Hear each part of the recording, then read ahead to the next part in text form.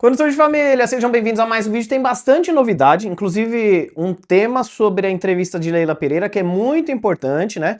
Uma ótima notícia que ela trouxe, pelo menos pra mim, eu acho que a maioria dos torcedores do Palmeiras.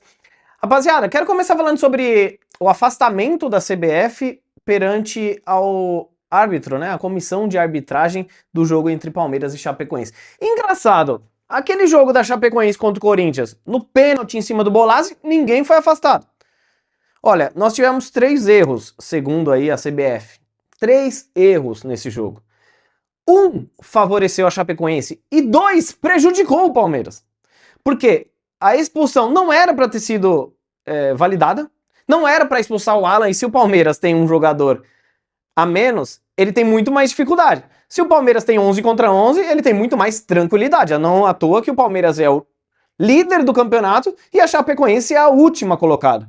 Então o Palmeiras já foi penalizado com essa expulsão aí, porque o mesmo árbitro contra o Atlético Paranaense só deu amarelo num lance tão igual ou pior do que o pisão no pé do Alan, né?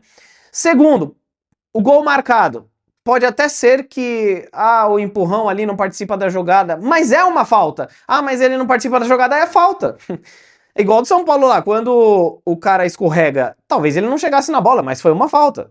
Enfim, só cai na mídia e vira esse burburinho quando é a favor do Palmeiras, entre aspas, né? E aí, o pênalti, que não tem imagem clara para informar que foi dentro da área. Não tem imagem. O mesmo pênalti que não deram no Sousa no clássico contra o Corinthians. Ou seja, lá a gente deixou de ganhar 2 pontos contra o Corinthians. Contra a Chapecoense, se não tivesse sido expulso, com certeza esses 3 pontos seriam muito mais tranquilos. E o Palmeiras estaria mais líder do que nunca. Então é muito fácil eles quererem, eles que eu digo rivais, influenciadores, pseudo-jornalistas do Flamengo, da mídia suja, falar de favorecimento ao Palmeiras. Me poupe, né, rapaziada? Não vamos cair nessa. O ano passado, muita gente do Palmeiras ficou quieto, inclusive o Palmeiras. Agora não, até o Palmeiras tá acordando e emitindo nota contra essa parada aí. Não vão ganhar no grito do Palmeiras, que fique bem claro. Essa é a nova fachada da academia de futebol. Ficou legal, hein, rapaziada? O Palmeiras e os clubes brasileiros, né, eles usam aí a parada para a Copa do Mundo para dar uma atualizada em algumas situações aí, né? Então essa é a nova fachada da academia de futebol do Centro de Treinamento do Verdão.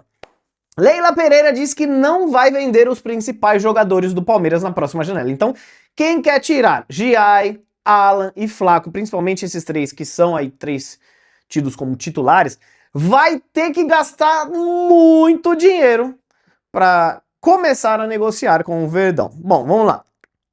O único cenário que pode fazer o Palmeiras mudar de ideia é uma hipervalorização de Flaco Lopes. Isso eu tô dando informação perante ao que Leila Pereira falou, tá bom? Então é uma informação sobre Leila Pereira dizer que não quer negociar Flaco Lopes, Alan, enfim, não quer negociar jogadores importantes tidos como titulares. A minha sensação é que dificilmente nós vamos conseguir segurar, por exemplo, o Flaco Lopes, o Alan. Esses 2 jogadores, pelo menos um deles, é muito difícil o Palmeiras não negociar já nessa janela. No máximo, no final do ano. Rapaziada, Flaco Lopes quer a Europa e ele vai chegar no ápice da carreira dele indo para a Copa do Mundo e tendo uma hipervalorização. Atlético de Madrid, que é um time que está perdendo o seu principal atacante, que é o Julián Álvares, também argentino, que pode ir para o Arsenal, tem o sonho de ter Flaco Lopes. Inclusive negocia também com o Gabriel Jesus. O Atlético de Madrid quer atrapalhar o Palmeiras de algum jeito, né? Eu acho difícil o Palmeiras não negociar o Flaco Lopes, porque deve chegar propostas acima de 40 milhões de euros. O Palmeiras, segundo algumas informações que a gente recebeu, a partir de 50 milhões de euros pode ser que negocie o Flaco. Então nós estamos falando de quase 300 milhões de reais. Ou 60 milhões de euros, que é a base aí que nós vendemos Endrick e Estevão, que aí gira em torno de 350 milhões de reais. Aí não tem como segurar. Então vamos aguardar se na Copa do Mundo a Argentina vai bem, se o Flaco Lopes vai entrar, vai fazer gol, vai despertar interesse maior financeiramente de clubes como Atlético de Madrid. Já o Palmeiras tem um jogador aí que deve ser negociado. Luigi. E a torcida vai ao delírio. Com todo respeito, não dá, né? O Luigi hoje, ele é muito melhor sendo negociado porque ele traz receita, né? Ele traz valor de mercado para o Palmeiras, porque ele teve passagem na seleção, ele tem um marketing, né? Então dá para negociar ali por uns 10, 15, 20 milhões de euros, por que não? Traz dinheiro pro Palmeiras e ele não corre o risco de entrar mais nos jogos do Verdão. Então, assim, vejo com bons olhos e o Palmeiras, de fato, aí deve negociar Luigi para não ter que negociar outros atletas, óbvio que um valor muito inferior. Vamos falar sobre renovações agora? Murilo e Gustavo Gomes estão com as renovações engatilhadas na mesa e podem renovar ainda esse meio do ano os seus contratos novos com o Verdão. O Murilo, rapaziada, ele tem um contrato até o final do ano que vem, até o final de 2027, e deve ter mais 1 ou 2 anos de contrato até o final de 2028 ou 2029. O Murilo vem fazendo um ano muito bom. Só que o Murilo deve perder espaço com a chegada do Barbosa, né? A zaga titular deve ser Gustavo Gomes e Alexander Barbosa. O Murilo vai ter que batalhar muito para manter essa titularidade, ele tá fazendo acontecer, ele tá indo bem sim, não temos o que falar. Queria até dar uma observação sobre o gol que o árbitro invalidou no domingo, foi muito por conta da pressão do capitão do Palmeiras, que era o Murilo naquela ocasião. Então o Murilo, ele pressionou muito, que é algo que a gente pede há muito tempo. A arbitragem, ela funciona muito à base de pressão, seja Palmeiras, seja Vitória, seja 15 de Jaú. Tendo pressão, o árbitro, ele recolhe, né? Então o Murilo tá fazendo uma boa temporada.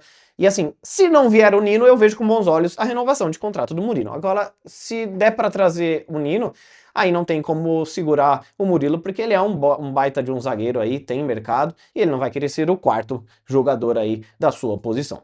Mas, por conta dessa renovação do Murilo e do Gustavo Gomes e a vinda de Alexander Barbosa, a negociação com o Nino esfriou e pode ser que não aconteça. O Palmeiras não deverá contratar o zagueiro ex-fluminense que atua lá no Zenit. Boa informação sobre Danilo, hein, rapaziada? Porque o brasileiro Ederson do Atalanta foi comprado pelo Manchester United e ele atua mais ou menos ali na mesma posição de Danilo. Manchester United queria o Danilo até para substituir o Casemiro, mas de repente contrata um jogador ali por cerca de 45 milhões de euros, muito dinheiro, a mais do que o Botafogo, inclusive, querendo o Danilo. E ele, então, Manchester United deve recuar e não fazer proposta por Danilo. Então é um time a menos, um grande time a menos para a disputa de um jogador que o Palmeiras quer muito pós-Copa do Mundo, mas que o Palmeiras vai ter que torcer para ele não ir tão bem assim na Copa do Mundo, porque senão grandes clubes europeus vão querer Danilo. E eu acho que a partir do segundo ou terceiro jogo ele já é titular. O Danilo é craque de bola, ele muda o jogo e eu acho ele melhor do que o Bruno Guimarães, por exemplo.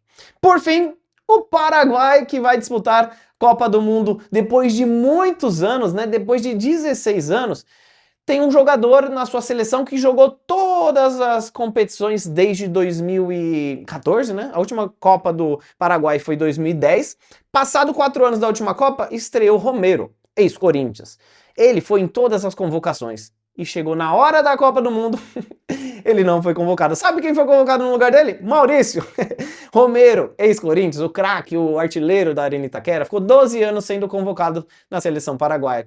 O Maurício foi convocado apenas 2 vezes e está na Copa do Mundo. O Maurício se naturalizou, foi convocado e o Palmeiras é uma marca gigante que mesmo o cara não sendo paraguaio de fato, né, e sim naturalizado, ele foi convocado perante ao ano e temporadas que ele faz jogando no maior time do Brasil. Não esquece de deixar aquele like para fortalecer, um grande abraço e avante palestra!